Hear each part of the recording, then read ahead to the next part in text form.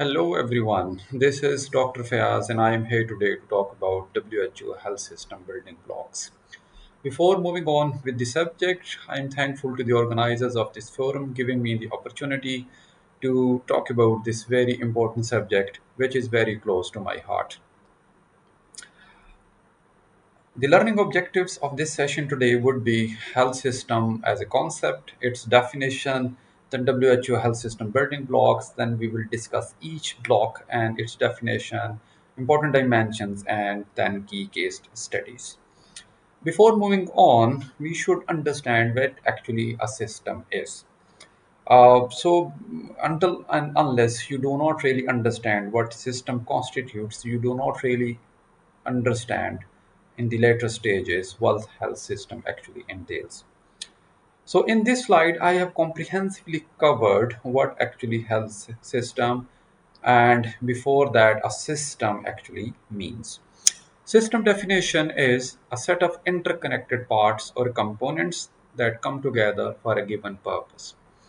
In this definition, there are three keywords that I have highlighted. There would be components, and they have to come together, and there must be a certain kind of purpose. If there is no purpose, but there are components, they are coming together, then it is not called as a system. So a system actually has got a three main things. Like there is input, there is output, and there must be a some process in that. A system can be a simple system that I have just explained. A system can be a very complex, complicated system as well. So I have given four examples here on the slides of different systems. Like one is feedback, another is path dependence, another is phase transition, and then there is adaptation or emergent behavior. These are famously components in a healthcare adaptive system. Like feedback systems, if you look at this, A lead to B and B leads to C, and then C is actually giving the positive or negative feedback to the system. Then there is a path dependence, is in another characteristics which you can find in many health systems, where the earlier decisions leads to irreversible pathways and different outcomes. And then there is phase transition. In phase transition, in this kind of system, there come a certain critical point. Like if you look at this slide, like at point C or at point B or from A, then there is a certain phase change in the system. The next is adaptation. Like a system has got certain components and they are there, but there is a certain kind of emergent behavior, and that occurs in health systems as well. Health system, various kind of definitions you will find, and I have enlisted over here four. Traditionally, health systems were described in terms of capacity of indicators and activities. This is very famous, like how many hospital beds, how many physicians and nurses are there in the whole system and the different government programs. Some argues that a health system must have five characteristics. Some says there must be some set of functional components and consisting of four functions. And then there is another definition which says that it is a loose network of actors, functions, which are financing, regulations, resource allocations, and service provision. If you look at the little bit history briefly, it actually says that in 1970s and 80s, debates within the countries and in many international forums were leading because of the growing dissatisfaction with the existing state of health, and they felt a need to develop a certain kind of health system so that we can have a comprehensive national health systems in the world and in different countries. And it all was happening in the backdrop of different frameworks that was discussed in different forums in the world, like Almater, Declaration of Primary Healthcare, Health for All by WHO, and Universal Healthcare for the Achievement of Sustainable Development Goals. Early work on health system was done by Roma, and it was more kind of a descriptive analysis of national health system in 90s. WHO developed a report in 2000 and 2007, and that actually led to the development of deeper understanding of health systems. Four health systems framework and models are very famous, like Roma's that I have just discussed. Then we will be talking about WHO health system framework in greater detail. Control knob framework, which is kind of a modulation of a framework, how we can actually change, how can we actually adjust, and then Keenman health system, which is primarily not at a country level, but a district level health system. If you look at the Romer's health systems, this is very simple diagram which shows that there are certain health needs which feed into the system and there are certain results out of that, and organization is the in the center of all other things, which we'll be discussing in more details and in a more comprehensive way in WHO health systems. How WHO defines a health system? WHO defines a health system in a way that it consists of all organizations, institutions, resources, and people whose primary purpose is to improve health. The term health system and health sectors are often used interchangeably in the literature, but little difference between the two is that health sectors focuses more primarily or more so towards the government actions. Health system is a comprehensive thing and it covers everything at all. Health system has to deliver preventive actions, promotive in terms of health, curative and rehabilitative interventions through through a combination of public health actions. What is the significance and purpose of doing all this? The significance is that WHO wants to have a structured approach to health in the whole world, global population impact, and then improving the healthcare services and health services across different countries. Now, look at what WHO health system building blocks are. This, I think, is one of the most important slides of today. It shows different health system blocks, and these are six, namely number one, service delivery. Number two, health workforce. Number three, information. Number four, medical products, vaccines and technologies, financing, and leadership and governance. Here, each word has got significance. And these building blocks leads to certain outcomes and goals through access, coverage, quality, and safety. And these outcomes are improved health, responsiveness of health system, social and financial risk protection, and improved efficiency. So this is a little bit description of each each building block of health system. The same thing that you have just seen. Now, we will discuss each building block in greater detail. Number one is service delivery, ensuring quality and accessibility. What delivery means? The direct, tangible delivery of health interventions to population, whether personal or non-personal, in ways that are effective, safe, and a quality that improves health outcome. And to those to whom this service delivery is important, to those who need them, when need them, where need them, and with minimum resources use. So this is very, very important to understand that this actually who needs them, when need them, and where need them with minimum resources use. What are the key dimensions of service delivery? It must be comprehensive, it must be integrated, and it must be accessible, continuous, person centric, and safe and effective, and then efficient as well. So, what comprehensive means? Comprehensive means full spectrum of care. Like it should have treatment, rehabilitation, and palliative care. It must be integrated into the health systems like community, because people are living in forms of community and they will go to primary and then they will go to secondary and then they do tertiary. The health system should not be broken. Accessibility, accessible to everyone without barriers. Right care, right time, and right place.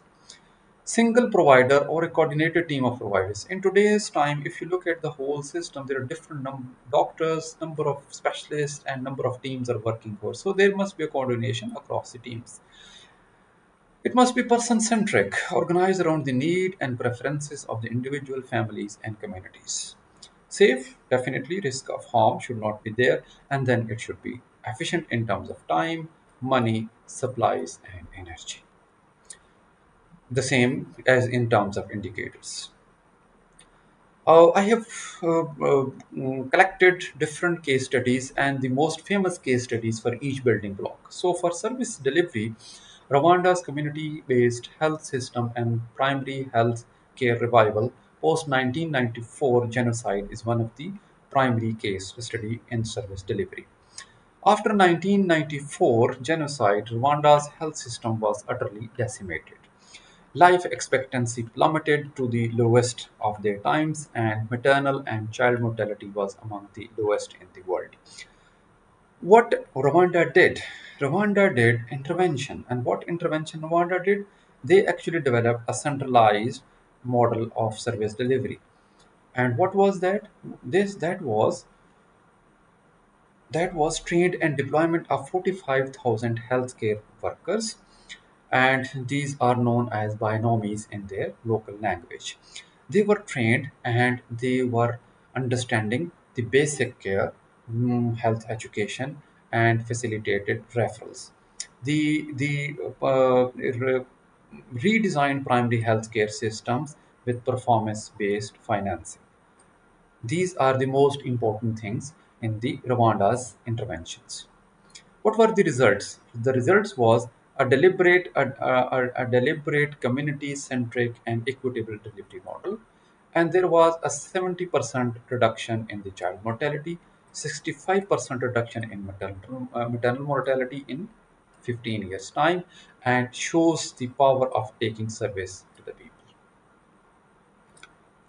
Now, let's move on to the second building block. This is health workforce, human resources for health. So, what it entails?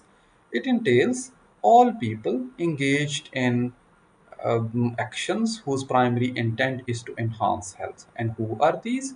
Who are doctors and nurses, obviously, community health workers, technicians, pharmacists, midwives, health managers, and sports staff like administrators, cleaners, drivers, and public health professionals. So, what were their ultimate goal?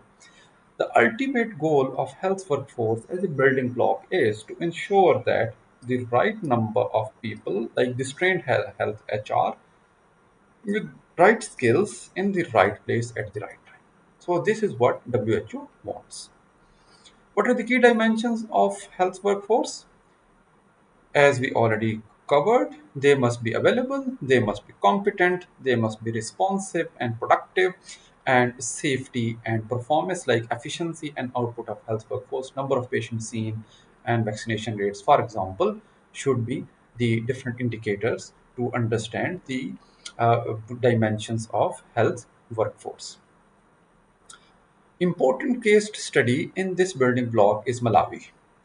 Malawi Emergency Human Resource Program, or Malawi EHRP, 2004 to 2014. You can study this in detail. I have given the reference over here as well.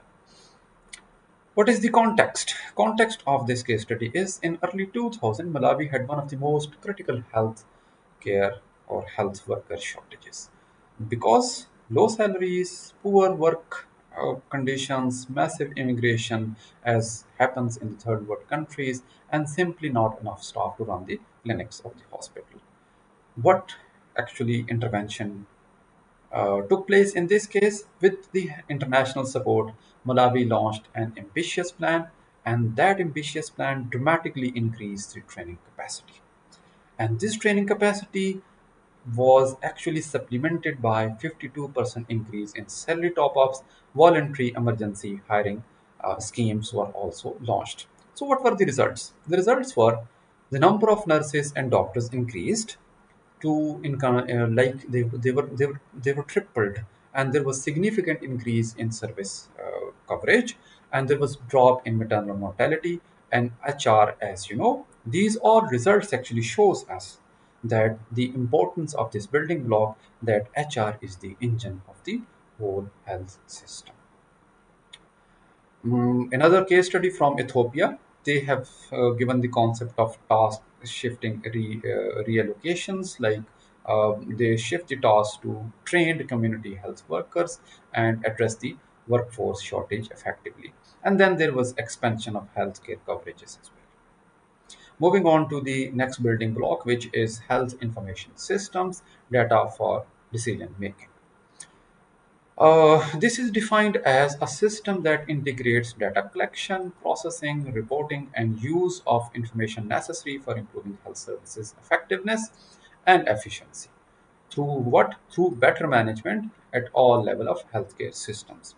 And what and how they do? They plan the collection and then processing, reporting, and then they take a decision on the basis of data, monitor that and evaluate that, and which leads to health outcomes. The ultimate goal is that policymakers, managers, and government officials like ministers, different secretaries, different DGs working at different levels must have right information at the right time in their hands. What are the key dimensions? Key dimensions are four, like data sources and data collections. Gathering data from a variety of sources like population based, vital stats, institution based. Data management, there must be storing, processing, ensuring accurate, complete, and timely and reliability of data. Data analysis and transformation to create different indicators like vaccination coverage rate, hospital bed occupancy, length of stays, disease prevalence, and information dissemination and use. Communicated effect data should be communicated effectively to those who need, like different organizations collect data but they are not effectively communicated to people who make who can make the difference, like they generate reports, they create dashboards, there are different bulletins they print and then publish different findings or present different findings, but they must be reaching to those people who can make the difference. The important case study here is South Africa's National Institute for Communicable Diseases and HIV surveillance, particularly. The context: South Africa grappled with world's largest HIV epidemic. Policy was often driven by ideology rather than evidence. So this was the one that they actually wanted to change. There was robust information was needed to track the epidemic and measures to impact the interventions. So what intervention was? They established one of the most sophisticated disease surveillance systems. And in terms of for HIV, then there was sentinel site surveillance to create irrefutable evidence. And this data actually guided the monumental scale up of the ART or antiretroviral therapy, which actually changed the whole thing. If you look at the results, South Africa's South Africa's this important data actually allowed the government and partners to see the epidemic. People were actually not looking at this in that sense. They would be able to see the epidemic through the lens of this health information that they gathered and provided in a proper manner. And this led to what? This led to targeted resources and ultimately saved millions of lives in South Africa in terms of HIV. Data is very important for Pakistan as well. We have different data systems, but they are not very well aligned, very well coordinated, very well interconnected, like in the DHS system, which is working at the district level, but that needs to be coordinated and that needs to move on. Pakistan is working to improve the health information system, but there is a lot of improvement and a lot of need to be done. That can help in the disease early warning systems and other chronic disease infrastructures so that they can be helpful to the whole population who need them. The next building block is access to essential medicine and technologies and vaccines. It is defined as equitable access to essential medical products, vaccines, and technologies to assure quality and safety, efficacy, and cost effectiveness, and their scientifically sound and cost effectiveness. Like they should be scientifically sound and cost effective. The partners, the patients, and health workers can get the right tools from basic medicine to complex equipment when and where they are needed, and they are safe as well as used correctly. The key dimensions are they must be available, they must be accessible, like we have discussed in the earlier building block as well, and they should be appropriate. And obviously, the quality and safety of medicine should be of paramount importance. Moving on to the case study in this building block, the Indian generic drug industry and access to medicine is very important case study that helped to elucidate this WHO building block very clearly to all. In 1990s and early 2000s, life-saving medicines were very expensive globally. We have just discussed the South African case. HIV and AIDS medicine were costing $10,000 per patient per year. and out of reach of millions of patients. The intervention was Indian pharmaceutical companies got compulsory licensing. And what was the meaning of this? This was that they were allowed for production of generic versions and this did low cost antiviral drugs production in the world, and which was less than $100 per year as compared to 10,000 US dollars, and they were also of a high quality as well. The result was India's generic industry fundamentally changed the global landscape of HIV treatment, and this was central to health equity and access component of this building block is achieved. Moving on to the next,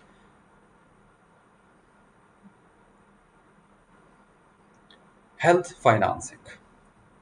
Health financing is defined as raising sufficient funds for health in a ways that ensure people can use service and protected from financial catastrophe or impoverished, which is associated with paying from the pocket or for them.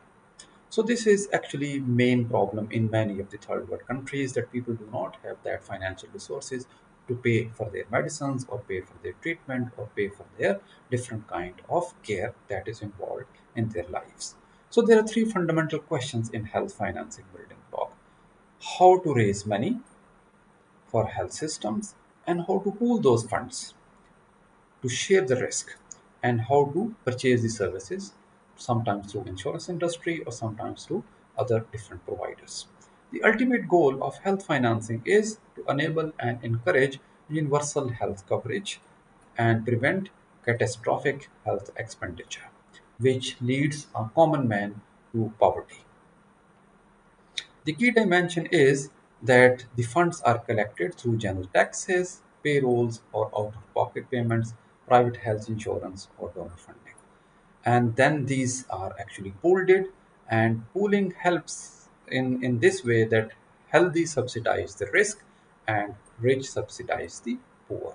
This is the main mantra that actually helps this dimension, and these all leads to then purchasing of services, paying, process of allocating these pooled funds to different healthcare providers like hospitals, clinic, in exchange of health delivery, like pay per service capitation. There is a fixed amount and upfront payments and disease related groups,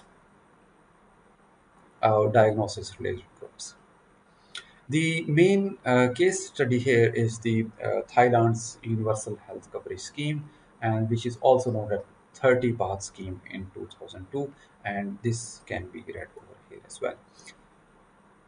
The context was prior to 2001, a significant portion of Thais were uninsured, and this was leading to out of pocket payments, often leading to catastrophic health expenditures and extreme poverty. In 2000, the Thailand launched a universal health coverage program, and 47 million Thais were covered by this scheme. They were funded through general tax and small co-payments like 30 baht or equal to $1, which was abolished later. But this is also known as, because of this, also known as 30 baht scheme as well. Government paid providers by capitation model. The result was a dramatic reduction in medical impoverishment, and Thailand provided a blueprint for the whole world for achieving the universal health through smart financing. By pooling of funds from taxes like prepayments and removing the need for large payment at the point of service, they provided financial risk protection to different patients. And how you finance care, so this is the ultimate end result is that how you finance care is more important than how much you spend. These are different approaches that I have already discussed. The next building block and the last building block of today, in terms of WHO health system, is leadership and governance. Leadership and governance is defined as ensuring strategic policy framework exist and combined with effective oversight, coalition building, regulations, attention to system design, and accountability.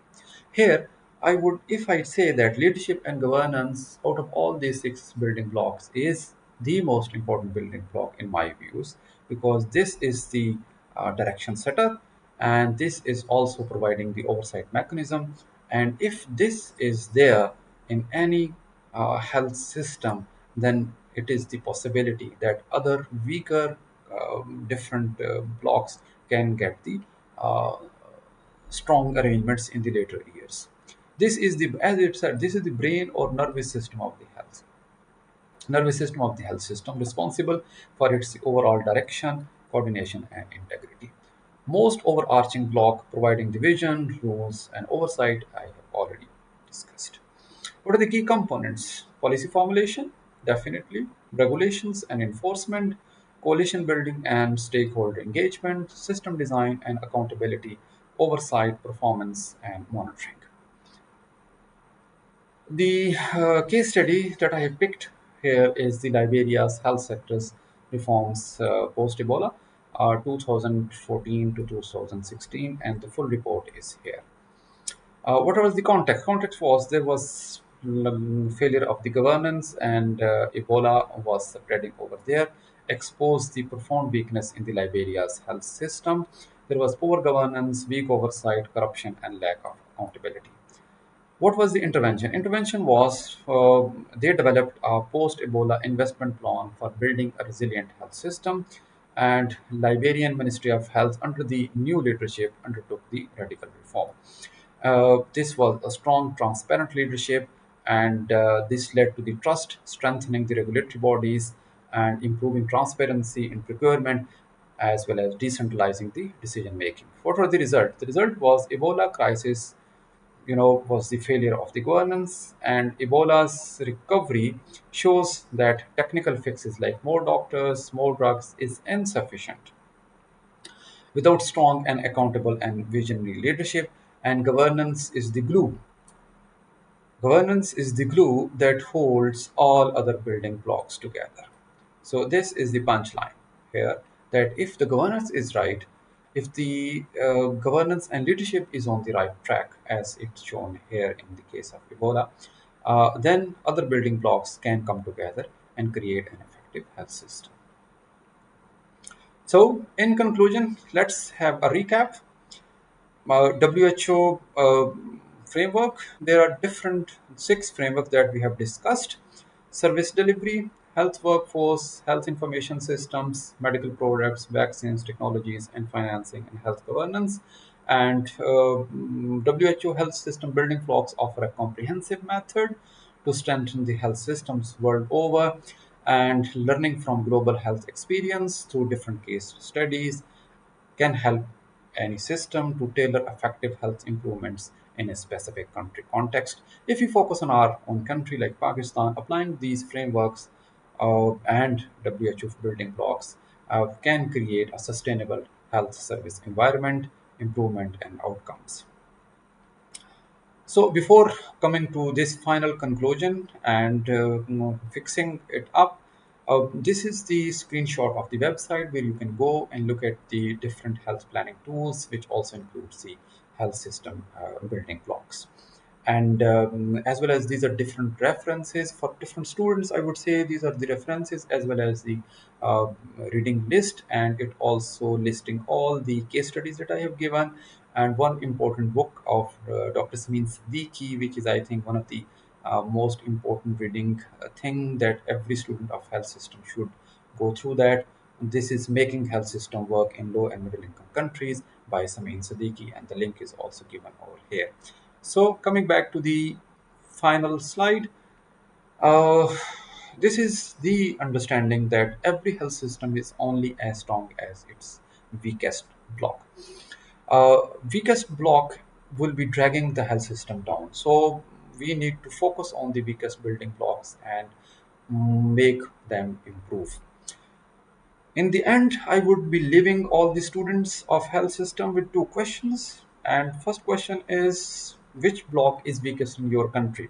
I have given you the six building blocks.